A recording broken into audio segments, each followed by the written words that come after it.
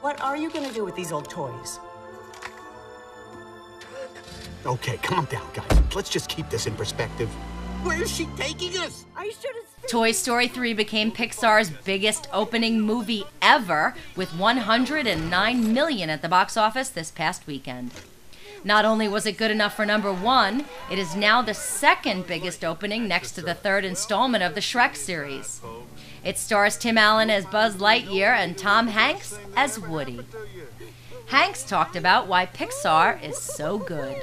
These Pixar people continuously amaze me because they come up with something that actually looks as though it takes place in this happy real-world place.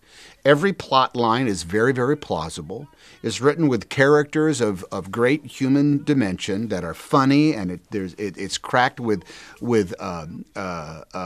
adventure and jeopardy and humor and love. Coming in at number 2 with $29 million was The Karate Kid. Number 3 was The A-Team with $13.8 million. And number 4 went to Get Him to the Greek with $6.1 million. Hey, what do you guys think of the new recruits? Any keepers? Oh, please. That space guy, he could be useful. Oh, I want to get played with. Rex, they just love new toys now, don't